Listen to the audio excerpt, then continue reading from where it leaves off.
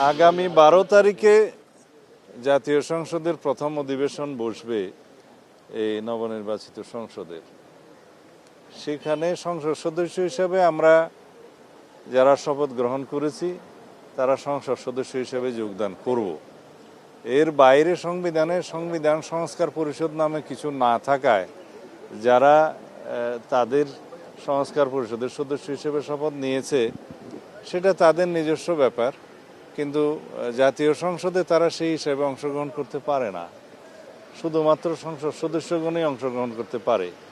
তা এখন সংবিধান সংস্কার পরিষদ নিয়ে যে সমস্ত আলাপ আলোচনা মাঠে ময়দানে হচ্ছে, বিভিন্ন জায়গায় সেমিনারে হচ্ছে বা বক্তৃতা বিবৃতিতে আছে, সেটা একটা রাজনৈতিক অধিকার হিসেবে তারা বলতে পারে, কথা বলার অধিকার আছে, তারা দাবি তুলতে পারে। কিন্তু অসাংবিধানিক কোনো কিছু আমরা জাতীয় সংসদে উত্থাপন করতে পারি না।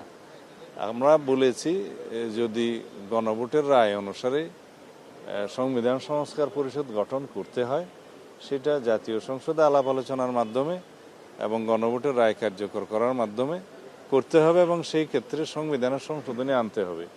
সংবিধানের সংশোধনী আনলে সেটা সংবিধানে ধারণ করার পরে জাতীয় সংবিধান সংস্কার পরিষদের সদস্য হিসেবে শপথ নেওয়া হবে কিনা, কারা সেই শপথ গ্রহণ করাবেন, কে করাবেন, কোন ফর্মে করাবেন, সেগুলো সব ধারণ করতে হবে। তো সুতরাং এগুলো একটা দীর্ঘ প্রক্রিয়া, আলাপ আলোচনার বিষয়। আর ইতিমধ্যে আমি জানতে পেরেছি আজকে হাইকোর্টে একটা রিট পিটিশন মুভ হয়েছে, যে সংবিধান সংস্কার জুলাই জাতীয় সনদ উইদিন ব্র্যাকেট সংবিধান সংস্কার আদেশ 2025 নামে যেই আদেশটি হয়েছিল সেটা সংবিধানের ভায়োলেশন হয়েছে, অথবা এটা আল্ট্রা ভায়াস দি কনস্টিটিউশন এসব বলে আর কি, যে কোনো বৈধতা নাই বলে সেটা দাবি করে একটা রিট দাখিল হয়েছে। সেটা শুনানিও হয়েছে মনে হয় ইতিমধ্যে, আজকে হওয়ার কথা। তো দেখা যাক বিচার বিভাগ থেকে কি মতামত আসে, সেটাও আমরা জাতীয় সংসদে আলোচনার জন্য নিতে পারবো।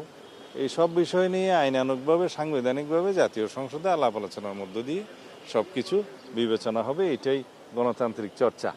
আমার ধারণা নাই এরকম রিট হয়েছে কিনা। রিট হতেই পারে, কিন্তু চিঠি দিতে পারে।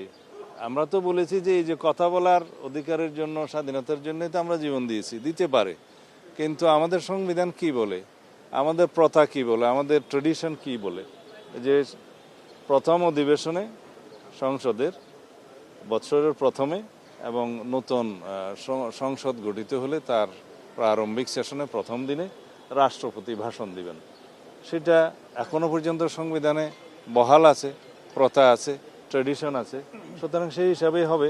কেউ যদি দাবি করে সেটা ভবিষ্যতে যদি সংবিধানের সংশোধন করে যে রাষ্ট্রপতি আর ভাষণ দিবেন না, সেটা তখন দেখা যাবে।